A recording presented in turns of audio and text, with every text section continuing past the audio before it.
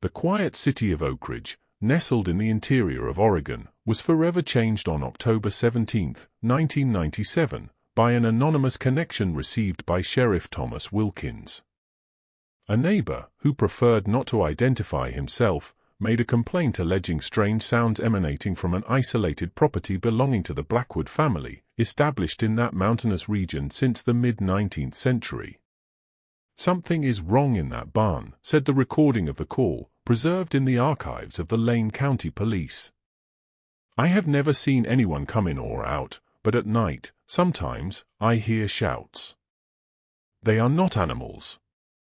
What the authorities discovered on the Blackwood farm, approximately 40 kilometers from Oakridge Center, exceeded any expectation.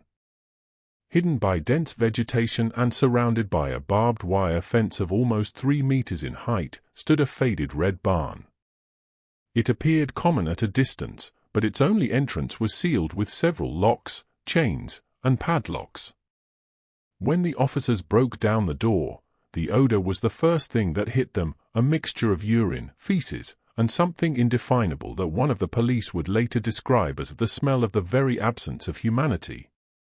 Inside, partially illuminated by cracks in the roof, they found 7 women, their ages ranging from 12 to 42 years, living in conditions the police report classified as incompatible with any standard of human dignity. "In 27 years of medicine, I've never seen anything like that," Dr. Michael Stevenson, a coroner who accompanied the operation, told the Portland Herald. "Those women had physical characteristics that immediately suggested severe consanguinity and prolonged facial malformations, extra fingers, obvious vision problems. But the more disturbing feature was the eyes. Everyone had exactly the same empty look."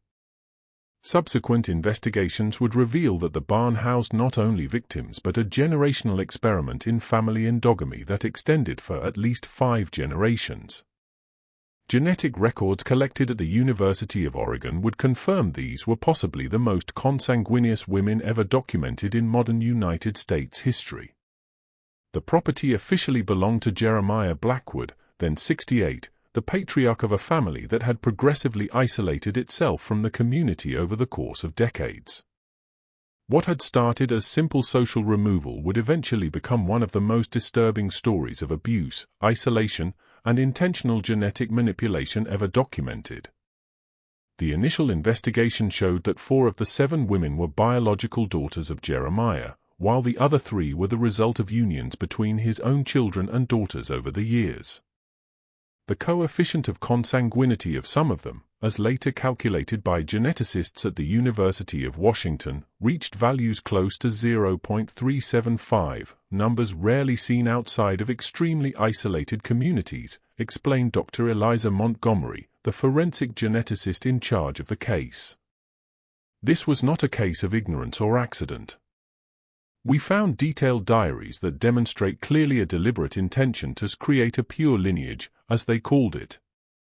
There were notes on specific physical characteristics, attempts to select traits like eye color and bone structure through planned crossings between nearby relatives."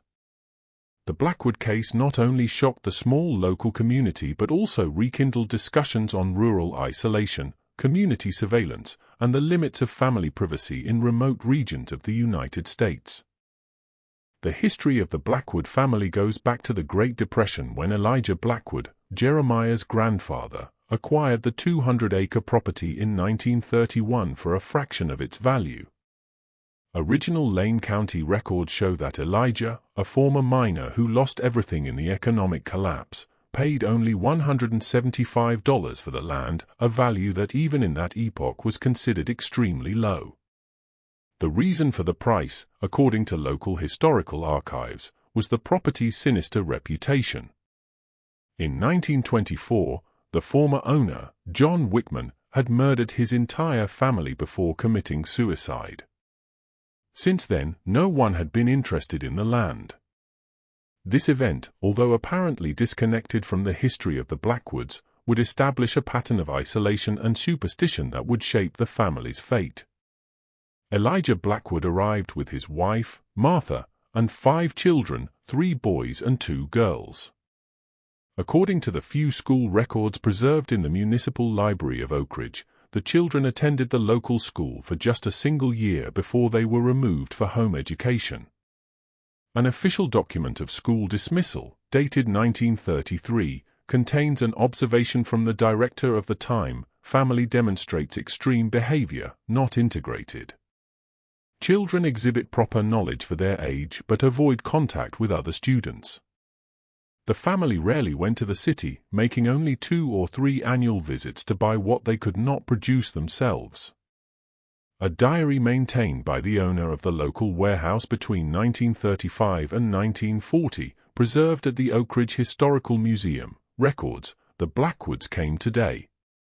As always, the children and Mrs. B stayed in the car while the old man did the shopping. No one smiles in that family. Bought unusual amounts of kerosene and ammunition. Something doesn't seem right with them."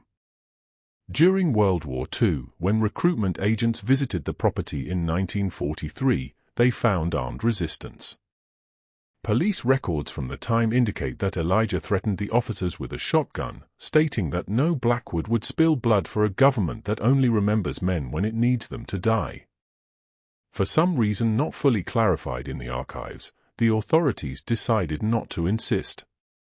It was in this context of paranoia and isolation that Harold Blackwood, the middle son of Elijah and Jeremiah's father, was raised. Documents found on the property during the 1997 investigation reveal that Harold married his own second cousin, Rebecca, who lived in Idaho. The wedding was registered in Boise in 1952, but Rebecca was never seen by the Oakridge community. He appeared one day with a wife, recalled Eleanor Wilson, then 93 years old, a former local mail employee. "We never really saw her, right? She was in the car, always wearing a wide-brimmed hat and a veil, even in summer. The letters that came to her from Idaho stopped arriving after a couple of years." Medical records recovered from the property indicate that Rebecca gave birth to 6 children between 1953 and 1962, all at home, without professional medical assistance. Of these, only 3 survived beyond childhood: Jeremiah, born in 1956, Mary, in 1958, and Joseph, in 1961. The other 3 babies died of congenital complications, according to notes made by Harold in a notebook that served as an improvised family medical record. A disturbing entry in this notebook, dated 1962, suggests the moment when the ideology of genetic isolation began to take a more concrete form: Rebecca is too weak for more children. But we don't need strangers. We have our own pure blood, strong like steel when kept without mixtures. The weak die so that the strong prosper. This is the law of nature that the men of the city forgot. When Harold died in 1978, the victim of a tractor accident, Jeremiah, then 22, took control of the property and the family. By that time, according to tax records, the family had expanded the main house and built 2 additional structures on the property, one being the barn that would become the center of the horror discovered almost 2 decades later. The family's isolation intensified under Jeremiah's leadership. While his father had maintained minimal contact with the city for essential purchases, Jeremiah reduced these interactions practically to zero. Agricultural supply store records show that the last purchase made by a Blackwood occurred in 1983, when Jeremiah acquired large amounts of seeds, tools, and construction materials sufficient to support a long period of complete isolation. Most disturbing, as revealed by the diary seized in 1997, was the transition from simple social isolation to a deliberate project of genetic purification. Jeremiah, who had apparently developed a self-taught interest in genetics through books found on the property, began to systematically document family physical characteristics and plan unions between close relatives. "The outside world corrupts the blood," he wrote in an entry from 1985. "Each generation that remains pure strengthens what we are. The weak will die, the strong will prosper. In 5 generations, we will have created something that the world has never seen." The Red Barn, built in 1980 according to records found on the property, was projected from the beginning not as an agricultural structure, but as a lockdown space. Detailed hand-drawn plans by Jeremiah show a two-story building with internal partitions, a rudimentary water system, and, more disturbingly, an elaborate system of locks that could only be opened from the outside. The 7 women rescued in 1997 lived in conditions that police reports described as medieval. The ground floor of the barn contained a common central area with a long wooden table, some rustic benches, and a wood stove that provided minimal heating during the rigorous Oregon winters. The second floor had been divided into small cubicles that functioned as individual dormitories, each with a straw mattress and a bucket for physiological needs. There was no electricity. There was no proper plumbing, said the report from social services. Water was supplied through a gutter system that collected rainwater in barrels. During periods of drought, apparently Jeremiah or his brother Joseph brought water from a nearby well. The barn windows had been nailed shut and covered with boards, allowing light to enter only through small cracks and some translucent tiles on the roof. This, according to the psychologists who evaluated the victims, was a calculated form of temporal disorientation.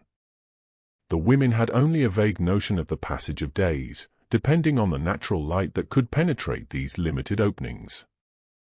The case became even more disturbing when Sarah, the oldest of the rescued women, then 42, began talking to investigators. Sarah was identified as Jeremiah's biological daughter with his own sister, Mary. She had been the first to be confined to the barn at the age of 15.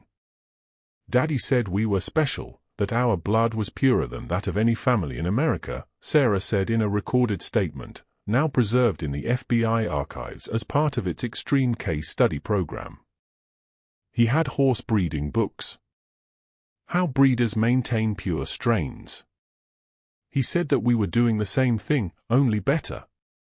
If you also feel the weight of this story, comment now. Purity does not justify the cruelty. According to the diaries and Sarah's testimony, the family system worked in a methodical fashion. Women, as soon as they reached puberty, were transferred to the barn.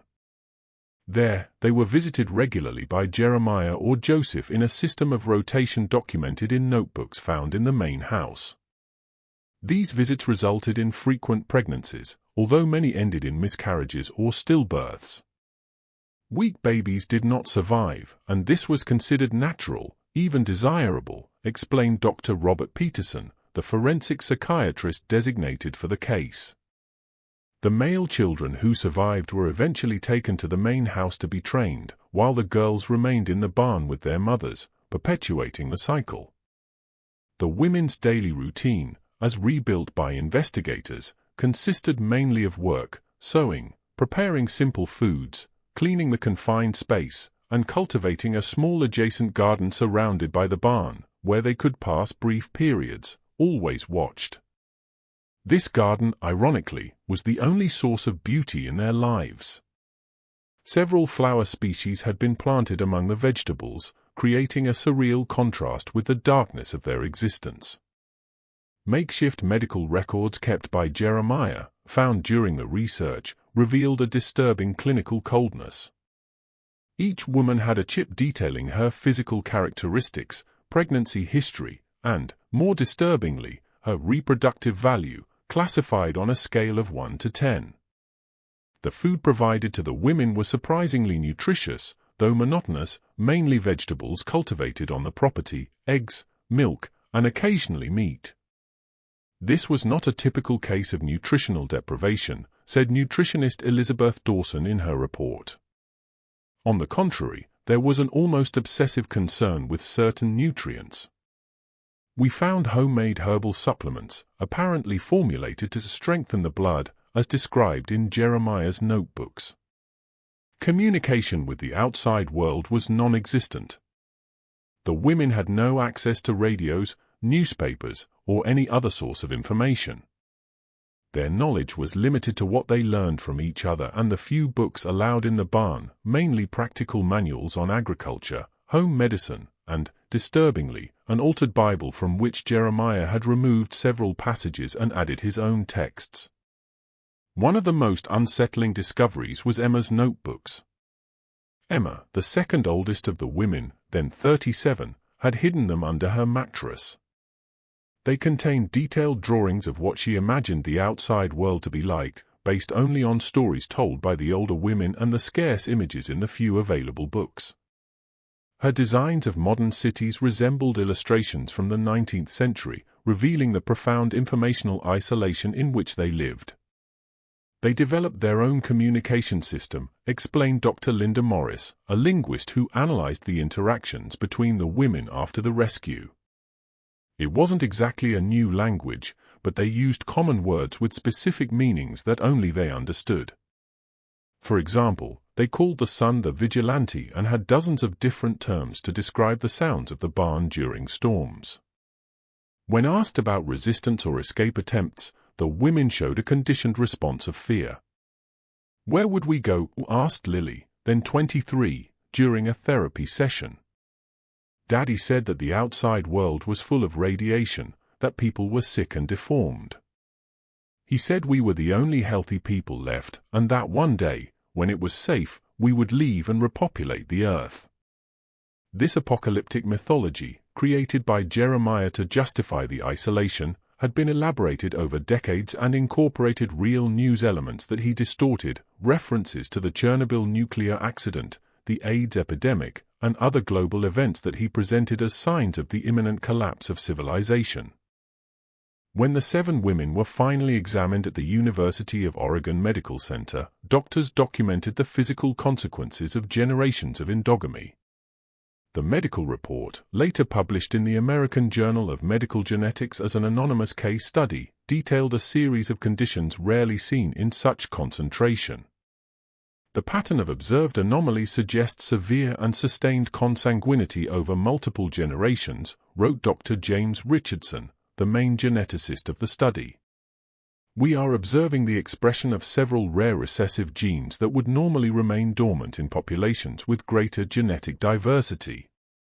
Among the most evident conditions were polydactyly, extra fingers on the hands or feet, present in 5 of the 7 women, severe dental malformations, including oligodontia, the congenital absence of multiple teeth, and microdontia, abnormally small teeth.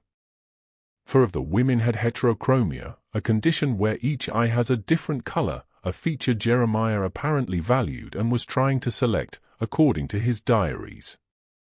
More worrying were the internal conditions. Imaging exams revealed heart malformations in all the women, ranging from light septal defects to more serious conditions such as tetralogy of Fallot, present in 2 of them. The most serious case was that of Rose, 19, said the medical report. She presented a combination of conditions we would rarely see together in a single patient: craniosynosis, premature fusion of skull bones resulting in severe facial deformity, achondroplasia, a form of dwarfism, and severe immunological deficiency that made her extremely vulnerable to infections. It is remarkable that she has survived to this age without medical intervention. One of the younger women, April, then 14, had a rare metabolic disorder known as phenylketonuria, which had not been treated properly, resulting in irreversible neurological damage. The cognitive and psychological impact was equally deep. Neuropsychological tests revealed that 5 of the 7 women had some degree of intellectual disability, although it was difficult to determine how much of this was the result of genetic factors and how much owed to extreme educational and sensory deprivation. "Sarah's case is particularly interesting," said Dr. Patricia Winters, a neuropsychologist. "Despite the conditions of extreme isolation, she demonstrates above-average cognitive capacity. She learned to read alone, teaching herself through the few available books, and later taught the others. She developed a complex time-counting system based on the light patterns that entered through the cracks in the roof. DNA tests performed with state-of-the-art technology at the time confirmed what the physical symptoms already suggested. The endogamy coefficient of some of the youngest women reached levels rarely seen in modern medical literature. In simple terms, the DNA of these women contains long, identical segments on both chromosomes, explained Dr. Richardson in an interview with Scientific American in 1999. Something that only occurs when the same genes are inherited from both parents who, in turn, share very close common ancestors. In general populations, we see small segments like this reflecting a distant common ancestry. But in this case, up to 37% of the genome of some of the younger women consisted of these identical segments, numbers we would only expect to find in extreme cases of population isolation. Perhaps the most disturbing discovery was the documentation found in the main house. In a locked office, investigators found dozens of notebooks where Jeremiah had meticulously documented his observations throughout the decades. These notebooks revealed that the patriarch was aware of the genetic risks but saw them as a necessary process of purification. "The first generations will suffer so that the future can transcend," he wrote in an entry dated 1992. The ancient Egyptians understood this. The pharaohs married their sisters for divine reasons, not worldly ones. The weak are naturally eliminated. The strong survive and strengthen themselves. In another 10 generations, we will have created a superior lineage. This distortion of basic scientific knowledge to justify extreme abuse reflected a toxic combination of isolation, paranoia, and pathological narcissism. Jeremiah had built an elaborate belief system that combined poorly interpreted elements of genetics, decontextualized religious references, and conspiracy theories on racial purity and the genetic degeneration of modern society. Among the books found on the property were texts on eugenics from the early 20th century, treatises on animal breeding, and, surprisingly, several recent academic books on population genetics, suggesting that Jeremiah occasionally obtained updated materials, possibly through correspondence requests. "He was not a man without education," said Dr. Peterson in his psychological assessment. "He demonstrated considerable intelligence, but it was severely distorted by isolation, possible untreated mental illness, and selective exposure to information that reinforced his pre-existing beliefs. It is a classic case of how knowledge, without adequate social context or ethical supervision, can be dangerously misapplied." The morning of October 21, 1997, marked the beginning of a new life for the 7 women of the Blackwood barn. After 4 days of preliminary medical evaluations, they were transferred to a specialized facility in Portland, where a multidisciplinary team of doctors, psychologists, social workers, and special educators began what would become one of the most complex rehabilitation processes ever documented in the United States. The cruel destiny of Jeremiah and Joseph Blackwood followed its parallel course. Both were arrested on the day the barn was discovered and, after extensive psychiatric evaluations, were considered able to answer for their crimes. In September 1998, after a trial that lasted 3 weeks and attracted national attention, Jeremiah was sentenced to 6 consecutive life imprisonment terms with no possibility of parole for multiple counts of kidnapping, rape, incest, and child abuse. Joseph, whom the prosecutors argued had acted under the psychological coercion of his older brother, received a 45-year sentence. "This is not just a case of extreme abuse," said Judge Eleanor Hayes during the sentencing. "It is a case of the deliberate and systematic perversion of fundamental principles of humanity, extending for decades and affecting multiple generations." The court rarely finds circumstances where the social reintegration of a defendant is considered fundamentally impossible, but this is one of those cases. Jeremiah remained impassive throughout the lawsuit, refusing to recognize the legitimacy of the court. His only statement, made during the sentencing phase, revealed the depth of his distorted conviction: "You do not understand what you have destroyed. It was not a prison. It was a sanctuary. It was not cruelty. It was directed evolution.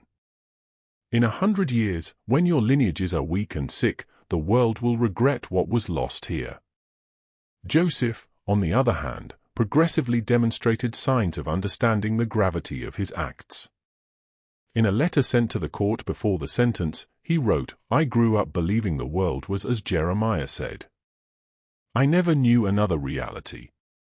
This does not justify what I did, but perhaps it explains how a human being can become an accomplice to something so horrible without fully recognizing its horror." For the 7 women, the process of reintegration would be long and complex. The special program developed for them by the University of Oregon, later known as the Blackwood Protocol, became a model for extreme cases involving victims of prolonged isolation. "We couldn't simply launch them into the modern world," explained Dr. Catherine Morris, the program coordinator. "Everything, from the constant noise of a city to basic concepts such as electricity, television, or the Internet, was completely alien to them. We had to create a transition environment where they could be gradually exposed to aspects of modern life, always with intensive psychological support." The case gained a new dimension when, in 2001, Sarah Blackwood, the oldest of the rescued women, published her memoirs with the help of Dr. Morris. The book, Born in Darkness, Memories of the Blackwood Barn, became an instantaneous bestseller and was later adapted into an award-winning HBO documentary. The yields were placed in a fiduciary fund to support the continuous treatment and education of all the survivors. "We are not just victims," Sarah wrote in the epilogue of her book. "We are survivors, and now, finally, we are people entitled to our own futures. The story of the barn is over, but our individual stories are just beginning." The impact of the Blackwood case extended far beyond the fate of the people directly involved. In 2003, the United States Congress approved the Sarah Law, establishing new protocols for monitoring children in home education in isolated rural areas. The law also created special funds for training professionals in rural communities to identify signs of extreme family abuse. In the scientific community, the anonymous medical data collected from the Blackwood women, always with their informed consent, contributed significantly to the understanding of the effects of severe consanguinity in humans. A longitudinal study still in progress at the University of Washington continues to monitor the genetic, medical, and psychological aspects of the case, generating dozens of scientific publications that have helped improve treatments for various rare genetic conditions. In 2015, 18 years after the rescue, the Blackwood property was finally demolished after being acquired by the state of Oregon. Where the barn once stood, a small memorial was established, a simple bronze plate with the words, "To honor the resilience of the human spirit in the face of extreme cruelty." To remember that isolation should never replace community surveillance. Of the 7 women rescued, 5 eventually managed to establish independent lives, although with varying degrees of need for continuous support. Rose and April, the most severely affected by genetic conditions, remained under specialized care. Sarah, the oldest, became a respected activist for the rights of abuse victims and a symbol of resilience. In her speech at the National Conference on Child Abuse in 2010, she offered a powerful perspective. "People often ask me how I survived those years in the barn. The truth is that I survived because I never knew there was an alternative. Now I know there was a whole world beyond those walls.